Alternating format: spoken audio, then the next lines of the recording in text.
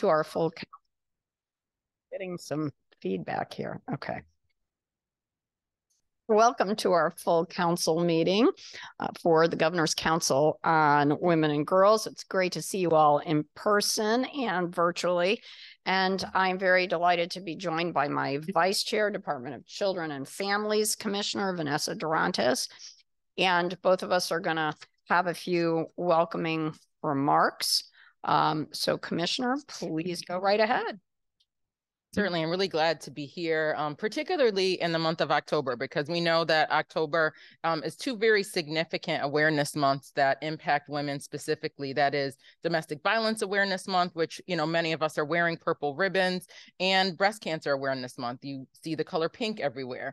The colors are to raise awareness, but they certainly don't eradicate either of those things. So it's important for us at the Council on Women and Girls to lift up those things that impact women and girls in positive ways and things that we can raise awareness to. So we want to start the meeting just by acknowledging those two awareness months and making sure that you do something with that awareness, whether it's sharing information, sharing data, helping someone get connected to resources, strengthening systems that provide those resources, or influencing public policy to impact the women and girls of Connecticut. So just, you know, wanted to take a minute to highlight those two very important awareness months.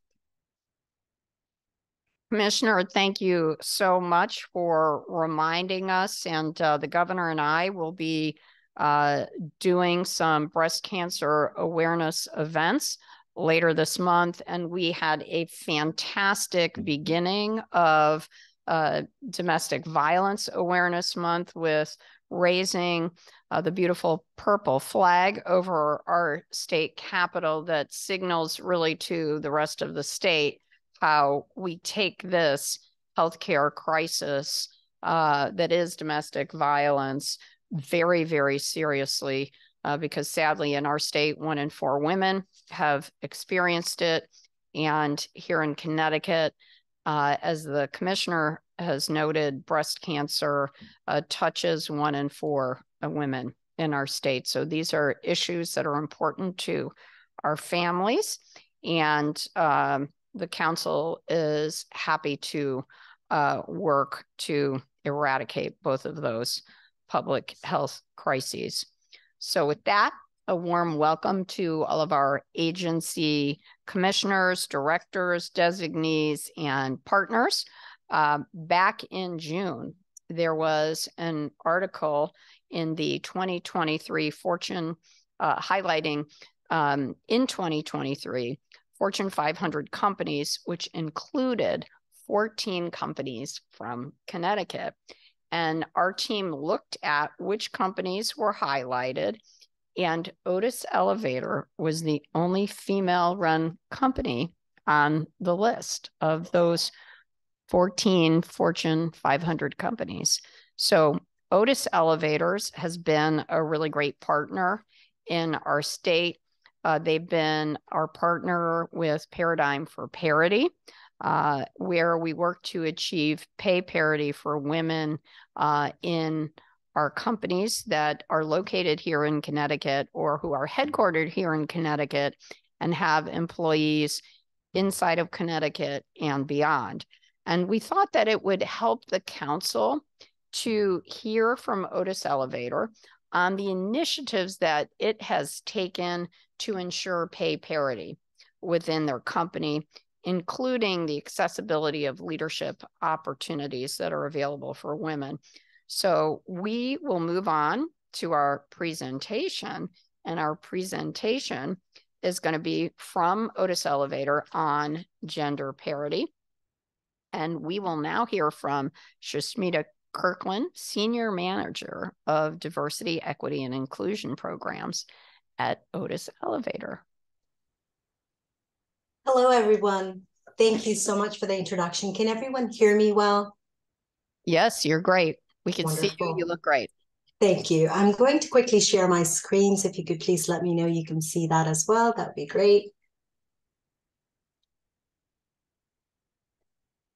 Is that coming in well for everyone? Beautiful. Okay, awesome. Wonderful. Thank you so much for the introduction and for including us today. An absolute honor to represent Otis Elevators in the meeting today. I wanted to quickly, for those of you, I'm sure you're very familiar with who we are, just wanted to level set very quickly on the organization. But before I do that, I'll introduce myself. I'm Sushmita Kirkland, Senior Manager for the Global Diversity, Equity, and Inclusion team based out of the United States. We oversee almost 70,000 employees around the world from a D&I perspective. In my day job, I manage all our employee resource groups. I'm responsible for the Global Days of Awareness and also deploy large-scale global programs. And I'm dialing in today from Atlanta, Georgia.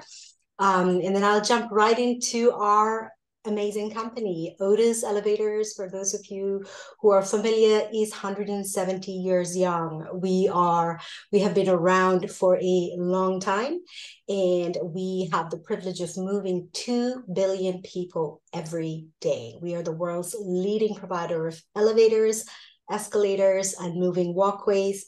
And I'm sure if you get into an elevator after today, you're going to remember us, because that's what happened to me when I started a year ago. Today happens to be my 1-year anniversary at Otis. Every elevator I get into now, I pay attention to it because of the history of our company. We were founded in 1853. And we move, as I said, 2 billion people every day. We have 69,000 employees globally. 41,000 of them are field professionals, mechanics, engineers, who make sure that the elevators and escalators you use on a daily basis stay safe and usable. And we are in 200 countries and territories around the world and have over 13.7 billion units of sale as of 2022. So quick brief history on Otis and our history, as that's very relevant to our present and our future and all the initiatives that we take. Our present vision is really to give people the freedom to connect and thrive in a taller, faster, and smarter world. Why is that important? The United Nations predicts that by 2050, 70% of the world's population is going to be living in cities. 70%. That's about 6.7 billion people who are going to be moving to cities, which are going to have taller buildings than ever. So we play a huge role in ensuring that people are able to move in those taller buildings, faster world. So our future, as Judy Marks, who is our chair, CEO, and president, and a deep proponent for innovation and inclusion and diversity, says we are really investing in all the data analytics and machine learning and cloud computing, because we are predicting the demand of the future so we can be ready now. So that is the future that we are looking at as a company. But for our company to thrive and grow, we pay huge attention to our people. Our people aspiration is really to reflect the communities where we live, where we work, and we also make sure that all the voices of all the people that work around the world are safe, they're welcomed and heard, and we really thrive with everything that we do to provide equitable opportunities for our colleagues around the world. So that is our people aspiration. And one of the things that we are really focused on is our ESG goals, environment, social, and governance model. And the reason I am sharing this with you is this pillar of people and communities is where we as the D&I organization sit at all the work that we do around the world to increase parity sits in as well. And that's the premise of this, of my presence here today with you all.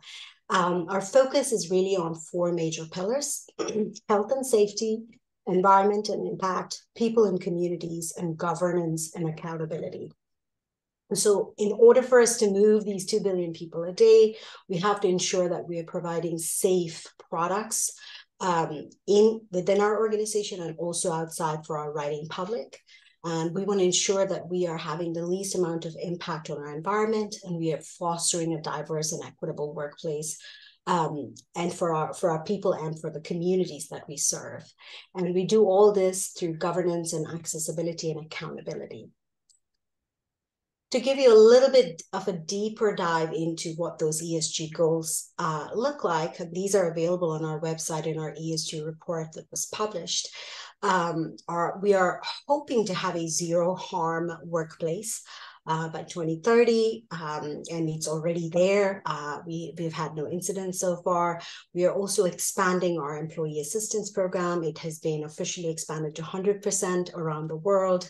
And we are also educating all our field professionals on the cardinal rules of life-saving safety. And we've also committed to several environmental goals of being 100% certified, all factories by 2025 with ISO 14001, and 100% of our factories should be zero waste by 2025. And by 2030, we're going to reduce scope 1 and scope 2 of emissions as well by 50%. And we're aiming to be carbon neutral in all our factories by 2030. People in communities, and this is, again, the bucket that is the most relevant to our conversation today. We are also set out to achieve parity across all our executives by 2030. And we're doing this with our partnership with Paradigm for Parity, as was shared earlier, which is an incredible organization that is leading great work in this space. We're also increasing our colleague favorability for the inclusive culture by 4 percentage points by 2025. Happy to report we've already excelled in that space. And we're also directing 50% of our total global giving to STEM programs by 2025. So there is a lot of passion and drive around it, as Judy, our CEO, is a huge proponent of it. And we are striving to impact 15,000 students around the world, particularly girls and communities of color by 2030. And we are also set out to dedicate 500,000 colleague volunteer hours towards STEM education, social equity efforts by 2030. Coming to commitment of parity, we made the commitment, our CEO signed the commitment to achieve parity among our executive ranking by 2030. And currently, we are looking at a 40% on that commitment. So we are making progress and we are continuing to do great work in that space. And we are doing this through our partnership with Paradigm for Parity through a 5-point action plan. What does this plan entail? We are eliminating or minimizing unconscious bias in the workplace. Through several trainings, we are incorporating mythbusters through our interview process, our job descriptors. We are increasing the number of women that are in senior operating roles. We have committed slates towards that. We are measuring targets and maintaining accountability through regular progress reports. We have a DEI advisory group, which is led by our CEO and several executive leadership members, where we as the D&I team present our targets and really hold ourselves and everyone accountable. So we're really marching towards our parity goals. And we're also really measuring and sharing this with our larger organization as well. Several communications go out throughout the year to share what are our achievements, how are we marching towards that goal. So this is a massive commitment for us. We are very proud of it as an organization. We're continuing to work with Paradigm for Parity, which has about 120 other members in this very important work.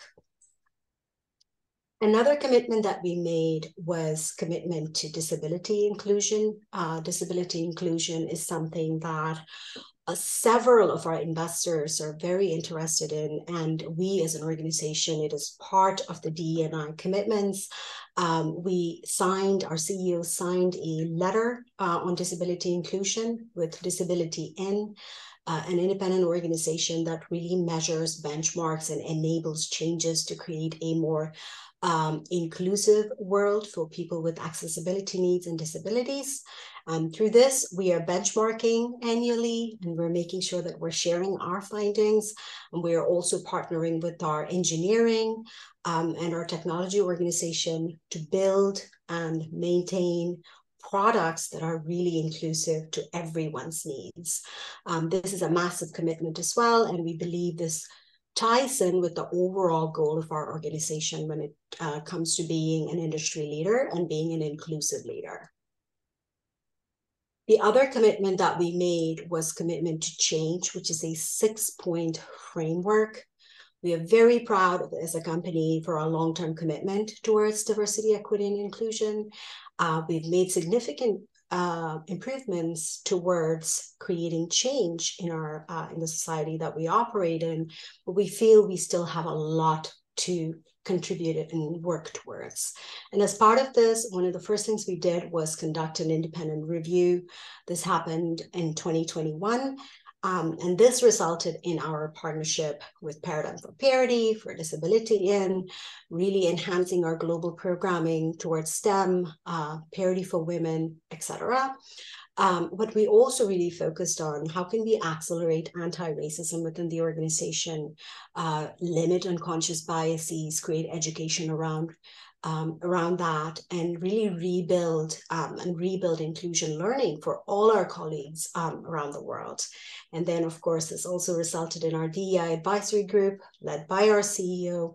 This goes to show our deep commitment towards our goals.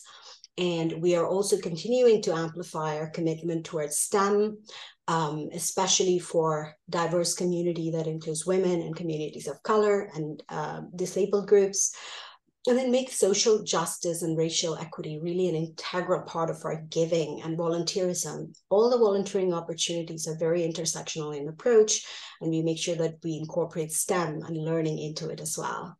And we also expanded our global mental health and well-being benefits to support our colleagues around the world. To give you a quick preview on where we are with our commitments, we are very close to our goal of 2030 to achieve parity. We are currently at 39.2% female executives, which is a 3.2% increase since 2021. So we are moving nicely along there, and we are also at an increase of 1% on our favorability index for the inclusion score. And we have actually exceeded our giving program by 1%. 50% was our goal by 2025. So we're at 51. We hope to maintain, if not even grow that. And as far as the impact with our students, 15,000 students is our goal. We're at a cumulative score of 2,500 for the students that are impacted from a STEM programming perspective. And we are at 43,000 hours on the volunteer programs. We're hoping to achieve, that is a lofty goal, but we are committed and we are slowly moving towards achieving those goals. We as an organization are very proud of all the incredible recognition that we've been given over the years. For this particular year, we're yet again the recipient of World's Best Employers from Forbes. We also received the sustainability rating from EcoVadis in Latin America, and we're also one of the best places to work from Human Rights Campaign. And we are a noteworthy company with Diversity Inc. And to showcase the work that we do in the space of giving and learning and building communities, we are proud partners with ELC, Executive Leadership Council, an organization that is dedicated to increasing the number of successful Black executives globally. And this year, Otis, along with several other large organizations, gave out scholarships. This year, we have 7 scholars who received a sum of $10,000. They're predominantly women scholars. And we also pair them with a mentor and hopefully hire them in the future. So this is how we create impact. We are intentional in who we are programming with, partnering with, and very proud to create opportunities along the way. And we were also named America's Greenest Companies by Newsweek this year. So all the work that we are doing is being appreciated and received well, and we continue to strive to achieve parity and equity for all as an organization. Thank you so much. That's the end of my presentation. Not sure if we're doing Q&A, but happy to take any questions you may have. Sushmita, thank you so much. That was fantastic. I love that you are getting toward your goals or even exceeding your goals. It's very impressive. That's why we had you present. And I think we have a couple of minutes. So if there's anybody who would like to ask a question, I don't know if we have any in the chat, Madam General Counsel, or nothing online. And our commissioner of DCF has a comment. Sushmita, fantastic presentation. I think Otis is an example of how organizations build into their infrastructure what goals you're trying to achieve. I was really impressed by the thoughtfulness of the objectives that you all put forward, how you're measuring yourself from the inside out, how you're really thinking about the intersectionality related to abilities and differing abilities as well as gender.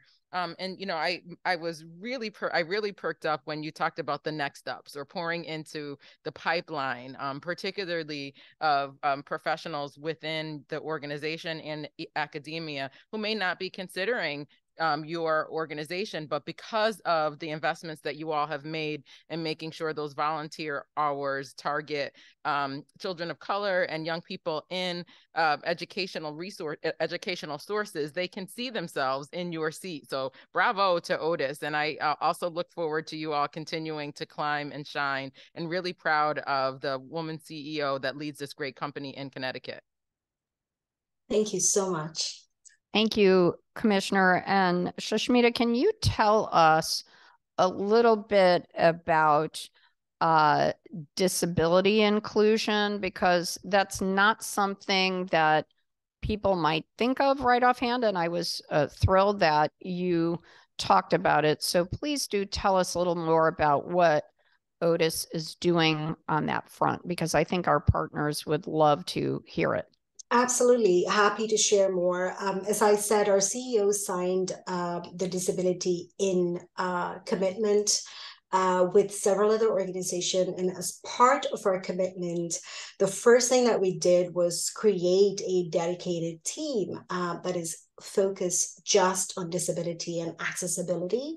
And a part of this organization's responsibility is to really evaluate our accommodation needs to begin with. As an organization, we are in the business of moving people, and not all people can be moved the same way. So that was a big gap that was identified, and we made the commitment to create an accommodation policy that is inclusive of people with varying needs, be it our colleagues, be it our customers. And the second thing that we are doing that I'm really proud to share is we have made a commitment with our engineering and technology organization to really look at all the new equipment to see how is accessibility from the perspective of a user and the riding public.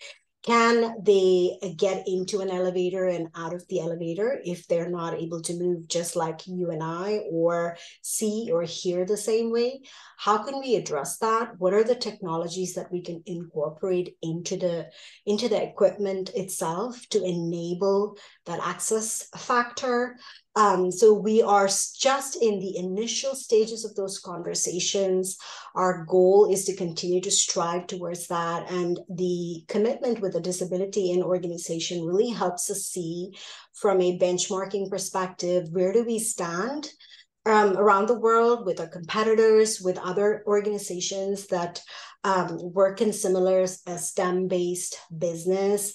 Where do we stand? How can we improve? What are the things that we can quickly address and kind of factor into the infrastructure of our organization and our strategy itself on a long-term basis? So those are the things that we are currently busy with. Again, this is a very new area of work, which just sort of took its roots as of 2022, but we have made great strides, and we're continuing to work on it. Sushmita, thank you so much. And I'll just share with our Connecticut partners how today I visited Middlesex Hospital, and Middlesex is involved in a job training effort for individuals with disabilities.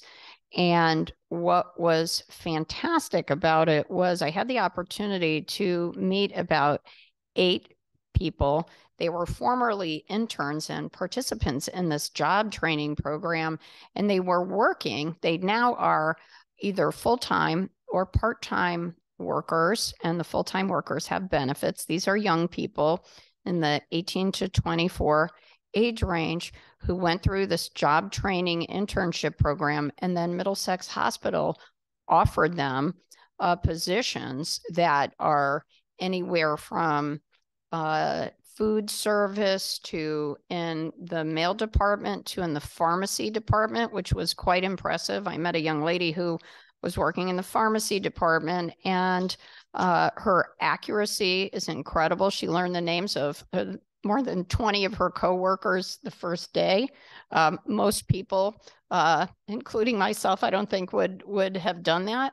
But what Middlesex Hospital said was that we are in an environment here in Connecticut where it's very difficult to get qualified employees. And here is a whole group of individuals who love to work. They love the jobs that they have. And it's a way to fill employment needs with smart, competent people.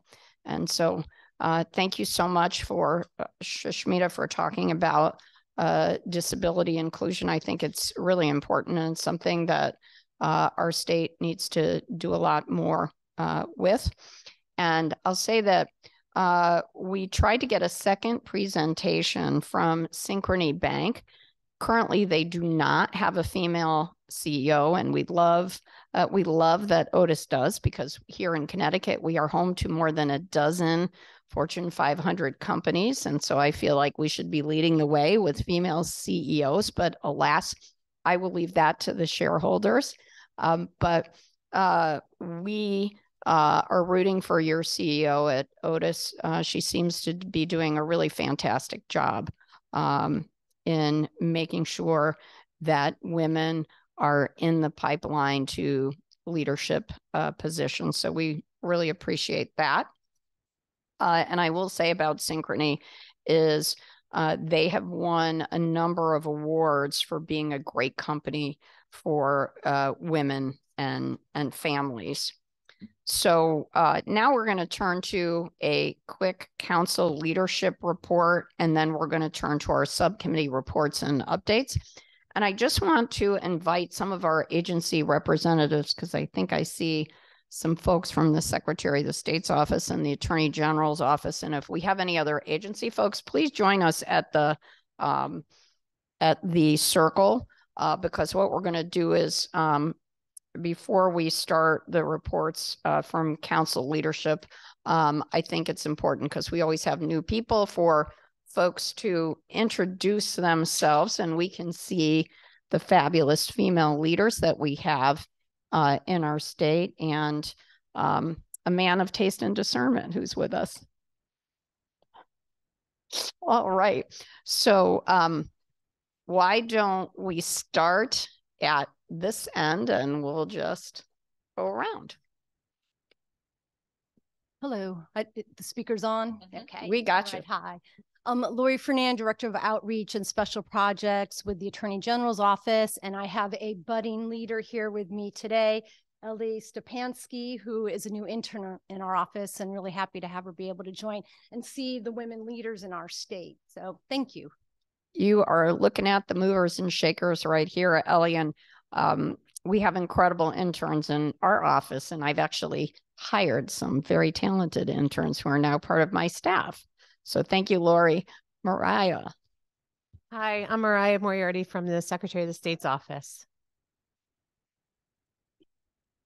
Hi, my name is Morgan Roan. I am the Director of Strategic Planning and Organizational Culture for the State Comptroller's Office.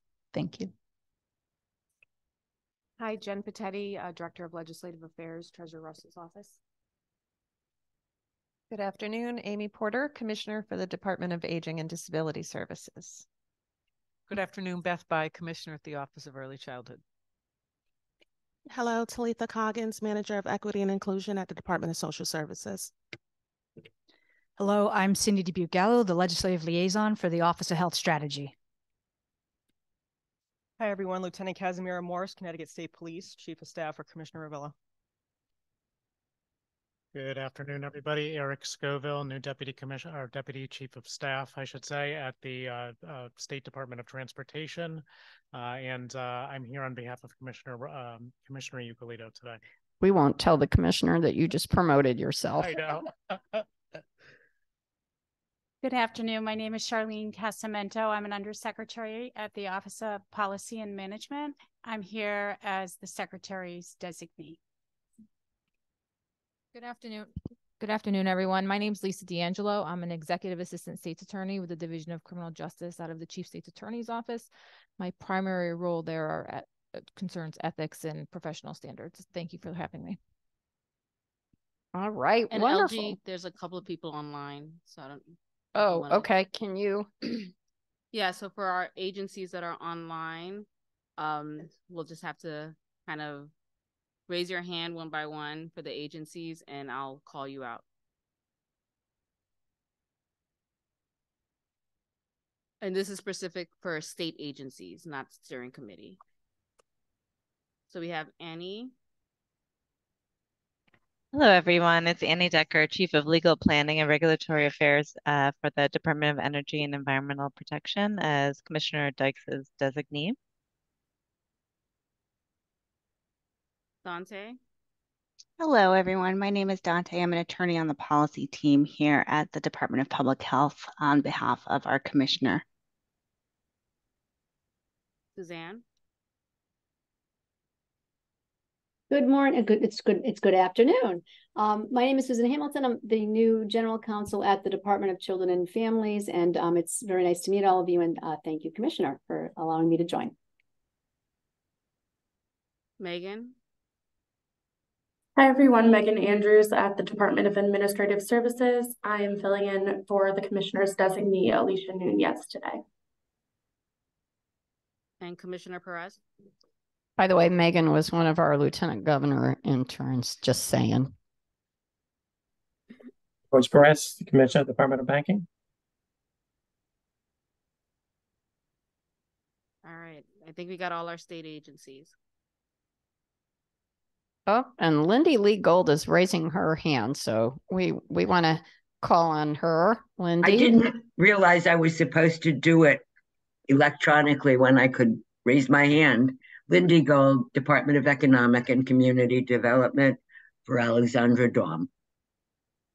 And Lindy and I were just at a fabulous manufacturing business, actually two of them yesterday, because Commissioner, October is also manufacturing month in Connecticut. So, of course, we were visiting some incredible manufacturing companies. So we visited a company in Shelton that is run by three sisters. They took over for their dad, and they make disinfectant wipes that are sold to hospitals and healthcare facilities all over the world. They took over the business from their dad, and they employ 50 people. And we also visited Rhythm Brewing Company, which is the first Black female-owned beer company in the whole country. And of course, she is based in New Haven, Connecticut. And her name is Alicia Bowen Mercado. She also teaches mean salsa classes if you need that. All right, looks like we have few more. Noelle, I thought I saw your hand up. Yes, Noelle Kidney. I work in the Office of Higher Education, and I am here on behalf of Director Larson. And then Commissioner Welch. Yes, good afternoon, Ron Welch, Commissioner of Department of Veterans Affairs. And Lieutenant Governor, I hope you saw my sister at Middlesex. She's been a pharmacist down there since 1988. Well, she did not introduce herself as your sister, but she's very low profile, so I'm not surprised. All right. In this building, I'm Gail's sister. So there you have it. All right. So now what we're going to do is we're going to turn to a quick council leadership report. Our office has completed work on the annual summaries for our 2019 and 2020 meeting years. And we hope to have 2021 and 2022 COAG meeting years completed by the end of the month. And so you can look online and find the 2019 and 2020 summaries. And my general counsel, Christine Jean-Louis, who is over there running our Zoom meeting, will be emailing those to everyone once we have the complete 4 years. And I have the website up so you could see exactly, it's on the full council page. And there's a section for annual report summaries. So you can start finding them there now. Excellent. Thank you, Madam General Counsel. And the next report summaries are meant to help our members and designees of the council learn about the work that we've accomplished thus far and what work remains to be done. And as I mentioned in the last meeting, considering the new faces to the council, we thought that these report summaries would help people who are new so that they can go ahead and review these before we start working on our 2024 agenda, which we're going to put you all to work on very shortly. Being in our 5th year, subcommittees are invited to revisit their subcommittee descriptions and revise them if they feel like their purpose has evolved since the first description was created. So if anyone has any questions, now would be the moment on that. All right. If not, we're going to jump into our subcommittee reports and updates. So we're going to ask if any of our chairs or designees have any reports that they would like to share. Okay, health and safety does. So, but we're gonna start with Beth By, Commissioner. Yes, and I represent Commissioner Giutani, was Commissioner Durantes, who's still a part of our team. Until we stole her. Commissioner Gifford. And just an update to report. I think we have a PowerPoint to share. Look at that, just like magic. It's really an update, as you said, Madam Lieutenant Governor. Our group has decided to focus on maternal health because of Connecticut's standing that is not pleasant around equity and maternal health outcomes and early childhood outcomes. So we are super excited to announce, we've talked about it in the past, that for real, starting Monday, at Bridgeport Hospital, there will be nurses recruiting all babies born there to be part of universal nurse home visiting. And every family will be offered a home visit within weeks 1 to 3, and families that need more support will get the support of a community health worker working with, I believe it's AHEC. Is that right, Cindy? Yeah, working with a community-based federally qualified health center for community members who will also be doing outreach to these parents. So I'm just going to walk you through a few items.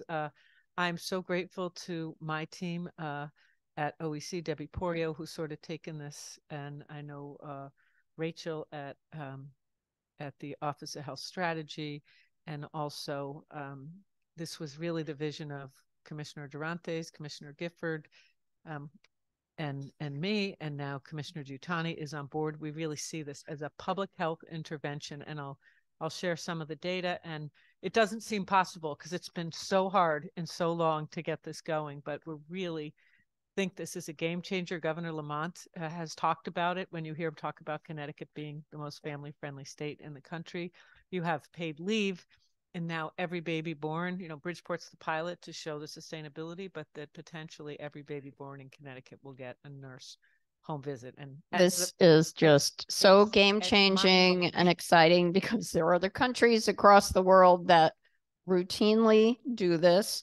So it took us a while, but it's very exciting, and it doesn't matter the income level of the family. Everybody's going to have that offer, and it's going to be game changing, not just for the baby's health, but also for the moms. And it'll be Exactly. great for the families because there'll be a nurse, but there'll also be a trusted community outreach folks that will be going as well. So if they find that families need other kinds of support, that will be there too. So this is just amazing. And our team in Bridgeport Hospital presented to Representative McCarthy, Vahey, Commissioner Giutani, and I, and we all three of us were welling up because we see this as such a game changer.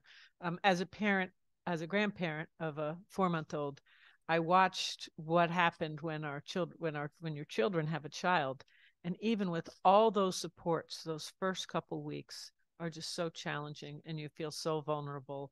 And they had a doula, but they could hire a doula. But so this is every child born at Bridgeport, and St. Vincent's Hospital will have a universal nurse home visit. Okay, next slide, please. So this just shows the collaboration has been incredible. It's the Department of Children and Families, the Office of Early Childhood, the Office of Health Strategy, Department of Social Services. Commissioner Reeves and Giutani are as excited as those of us there at the beginning, and Department of Public Health. The next slide. What this is, I think a lot of times in public policy, we get held up in very specific interventions. This is a population level intervention where you can look for population level health impacts on children and families here. It also, to Commissioner Durante, she's talked from the beginning about reducing the stigma of having state supports and state services, that every family will have a home visit. And then the community health worker piece we've talked about. Next slide, please. Just some data. First of all, this will be cost savings for the state of Connecticut. Nationally, we know maternal health challenges cost $14 billion per year. And we're using a Family Connects model, which is out of Duke University, and they have some incredible outcome. A 30% reduction in mothers experience postpartum depression and anxiety. Every parent will get a depression screening. 44% lower rates of child protective services investigations. And that's where some of, the efforts for Family First come in. And then 50% reduction in emergency room visits and overnight stays, and increase in community connections, which we know supports all kinds of health. That's great. So the idea is that you save $3 for every dollar you spend. Next slide. And I know I don't generally read slides, but I know you can't all see this. So this just gives you a picture of the home visiting and the community health workers form what we're calling Family Bridge, connecting families from birth to home, birth in the hospital to home. Next slide, please. So we're the first state in the country that's doing this model where we're bridging the nurse home visit with a community health worker. And the governor, we were just with the governor last week, and he urged every one of us as commissioners to be reaching harder to outreach, that there are a lot of great supports in the state and a lot of families don't even know they exist. And this really gets you there from the beginning. And we believe the community health worker piece is a big part of it. So, Commissioner, we need to get on that and let people know. Yes. Yes, we do. I feel a trip to Bridgeport Hospital is coming. Oh, yeah. Okay. Well, and Ann Diamond has been incredible. This was a great leap of faith for Bridgeport Hospital and all these nurses they had to hire, which we know that's not easy right now. And they have a lot of priorities, but they've really prioritized this program. I've already talked about the services offered. But every family, regardless of income, is welcome. Okay, next slide. You can skip this because we're short on time. This just shows you, the next slide now just shows you what the Family Bridge does. There's a first contact in the hospital. These nurses are already on the maternity floors getting to know the delivery nurses so that they'll be ready next week when it's time to recruit. And then they will arrange a visit starting at the hospital. They'll have that visit, and then they have follow-up calls. And then as needed, community health worker visit, and then that ongoing support and connection to community-based services for ongoing support. So I think Family Bridge is a really great name, and the idea is to integrate the services. So to the family, it's just a warm handoff. Next. The idea is now we've identified some funding now through ARPA, through CDC, through our preschool development grant, which is system building, but we need to plan for sustainability, and we've just awarded an RFP to help with that. And then we need to figure out what locations next. We are doing community planning in Norwich, so we can have one urban and then one rural hospital to see what the different challenges are as we look to identify resources to go statewide. And then we're going to very carefully track the impact. Next slide, please. So this just shows, you know, why we believe this has long-term capacity and sustainability is right now we have 3 funding streams, some of them related to fiscal relief. You can see the largest portion is ARPA. And the governor challenged us, and Amy will remember this, to say, what can you do that's impactful, that we can get going, that we can keep going? And why we believed this was a good option was we knew the impacts, but also we know that a lot of these services are reimbursable by commercial insurance. Federally qualified health centers can help. Medicaid can be billed. And then we have found there are robust grants out there, and we just applied for another CDC grant that we didn't get. What we'll keep looking for additional federal funds, because this is a real area of concern across the country.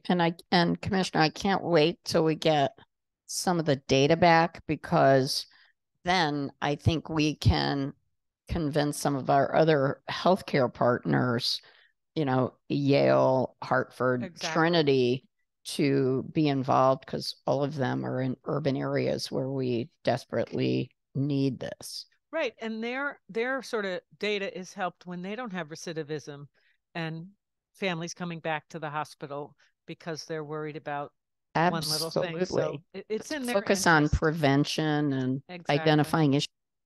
Exactly. Next slide. And the next slide. That's just some. All right.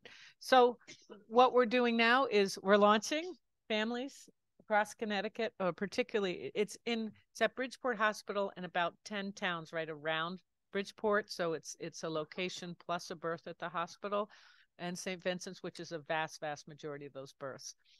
If a baby is born at Bridgeport Hospital but is from Hartford, it's just outside of the scope. But you know, the vast majority of the births at Bridgeport Hospital will have a visit. We'll be running both the sustainability and the evaluation RFP. We have funding from that. So really grateful to the governor, lieutenant governor, and the legislature for their vision in believing in this. And it's exciting to be here saying it's actually happening, not we're about to do this. And it really fits in with our focus on maternal health. So we'll be back to bring you some data soon. Thank you, Lieutenant Governor. Yes, thank you so much. Any other reports? All right. One report I could say from Education and STEAM. If you recall, there was some discussion on working on the intern toolkit. So they're just working on accessibility right now. So the hope is by the end of the year, that intern toolkit will be online. We get some of our best people from our interns, just saying to all of the commissioners who are looking for people. All right. So with that, we're going to move on to the announcements. So as a reminder, we are constantly looking to provide qualified, diverse candidates to serve on boards and commissions. So if you have any ideas, please submit resumes to Lieutenant Governor's office, to the Governor's office, and we are happy to pass those on, because we literally have 400 boards and commissions that need volunteers to serve on them, and we would love to have people who are interested in volunteering their time to come forward or to be recommended. All right. So if you are interested in serving on a board or commission, please do contact Christine Jean-Louis, our general counsel. She will be our point person, and she is always working with the governor's staff to get good people to serve on our boards and commissions.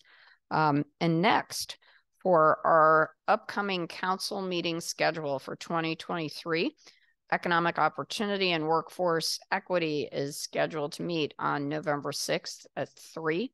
Education and STEAM is scheduled to meet on November 16th at 3. Health and Safety is scheduled to meet on December 4th at 10 a.m. And Leadership is scheduled to meet on December 20th at 3 p.m. The next full council meeting is scheduled for January 9th at 3 p.m. And we already have a 2024 calendar of meeting dates for the council, including its subcommittees. So, because we are women and we are organized, here's what we've got. We are going to meet on Tuesdays at 3 as a full council, January 9th, April 9th, July 9th, and October 15th. Economic Opportunity and Workforce Equity will continue to meet on Tuesdays at 3 on February 6th, May 14th, August 13th, and November 5th. Education and STEAM will continue to meet on Wednesdays at 3 on February 14th, May 22nd, August 21st, and November 13th. Health and Safety will continue to meet on Mondays at 10 a.m., March 4th, June 3rd, September 9th, and December 2nd. And Leadership will continue to meet on Wednesdays at 3 on March 20th, June 26th, September 18th, and December 18th. For our next 2 full council meetings, we hope to present on the following topics: updates on diversity demographics for our boards and commissions, including any existing diversity needs that we'd like to fill, updates on the work for the newly formed Governor's Kids Cabinet, which was created to help Governor Lamont develop coordinated strategies that support the well-being of our children and young people. And that is what we have for our future meetings. And we're going to just take a look. Madam General Counsel, do we have any other further announcements before we conclude our meeting? No, just one comment that someone brought up, and this is probably for Commissioner Bryan or in Health and Safety, that Dr. Lucinda Canty has done amazing studies on maternal health for Black women. So they just suggested that as a potential resource. Awesome. Thank you very much for that. All right. Well, Commissioner Durantes and I really appreciate all of your work and contributions. Thank you all for joining us, and enjoy the rest of your day.